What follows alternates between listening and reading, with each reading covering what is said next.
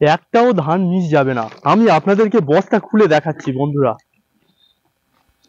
শুধুমাত্র আমি বস্তায় ধান অঙ্কুরোদ্গমে দিয়েছিলাম, কতটা কি হয়েছে আপনারাই দেখুন।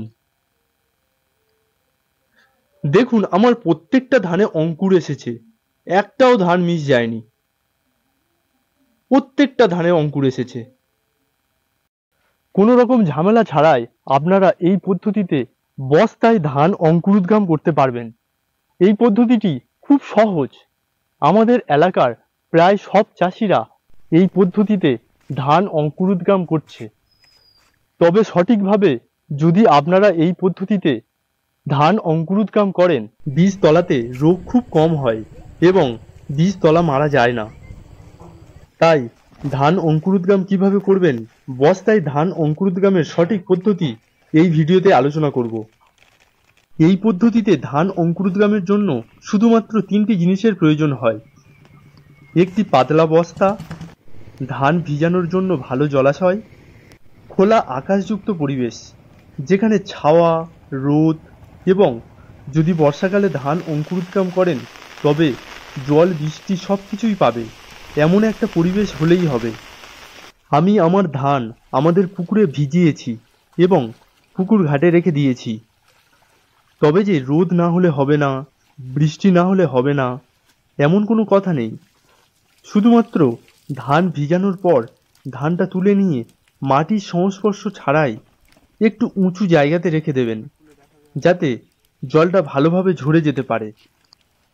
আমি আপনাদেরকে বলেছি এই পদ্ধতিতে ধান অঙ্কুরোদ্গম করলে বীজতলাতে রোগ খুব কম হয়। একেবারে যে হবে না তা না, কারণ বীজতলাতে 3টি ধরনের রোগ দেখা যায়। একটি পরিবেশগত কারণ, মাটিবাহিত রোগ এবং বীজবাহিত রোগ। বীজবাহিত রোগ বলতে ধানের মধ্যে যে রোগটি দেখা যায়, বেশিরভাগ সময় যে রোগটি হয়ে থাকে সেটি হলো বীজবাহিত রোগ। এই রোগটির কারণে বীজতলাতে খোলা পচা, পাতায় বাদামি দাগ প্রভৃতি ধরনের সমস্যা দেখা যায়। তাই ধান অঙ্কুরোদ্গমের আগে ধান শোধন করাটা খুবই গুরুত্বপূর্ণ। আমরা বস্তায় ধান অঙ্কুরোদ্গমের আগে ধান শোধন করে থাকি। আমরা কিভাবে ধান শোধন করে থাকি চলুন দেখে নেওয়া যাক। বীজ ধান শোধনের জন্য যে বীজ ধান শোধন করবেন ওই বীজ ধান রোদে ভালোভাবে শুকিয়ে 1 কেজি ধানে 2 গ্রাম কার্বনডাজিম গ্রুপের ফাঙ্গিসাইড মিশিয়ে হালকা জল দেবেন, যাতে ফাঙ্গিসাইডটি ওই ধানের গায়ে লেগে যায়। এরপর ওই ধান ছায়াযুক্ত জায়গাতে রেখে ভালোভাবে শুকিয়ে নেবেন। এতে ওই ধানের মধ্যে থাকা সমস্ত ধরনের রোগ জীবাণু মারা যায়। প্যাকেটের ধান শোধন করার প্রয়োজন হয় না, কারণ প্যাকেটের ধান শোধন করা থাকে। এরপর প্যাকেটের ধান কিংবা আপনারা যে ধান শোধন করেছেন ওই ধান অঙ্কুরোদ্গমের জন্য পাতলা বস্তার মধ্যে রেখে বস্তার মুখ ভালোভাবে বেঁধে জলের মধ্যে ভিজিয়ে দেবেন। পাতলা বস্তা নিতে বলা হচ্ছে কারণ বস্তার মধ্যে ভালোভাবে বাতাস প্রবেশ করতে পারবে।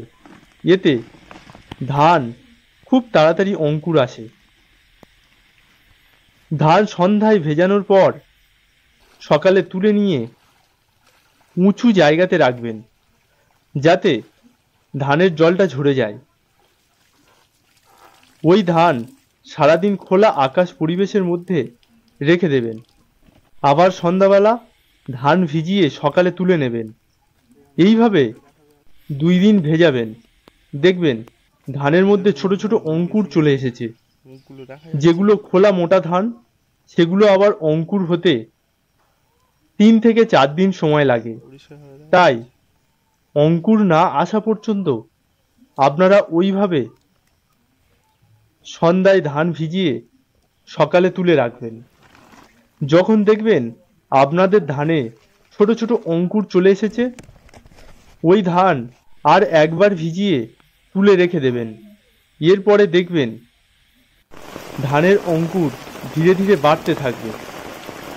যখন দেখবেন ধানের অঙ্কুর পর্যাপ্ত পরিমাণে বেড়ে গেছে, তখন ধান জমিতে ছড়িয়ে দেবেন। এইভাবে বস্তায় ধান অঙ্কুরোদ্গম করা হয়। আজকের ভিডিও এখানেই শেষ করছি। যদি এই কৃষক ভাইয়ের ভিডিও ভালো লাগে একটা লাইক করবেন এবং সাবস্ক্রাইব করে পাশে থাকবেন। আপনারা ভালো থাকবেন, সুস্থ থাকবেন। দেখা হবে নতুন কোনো ভিডিওতে।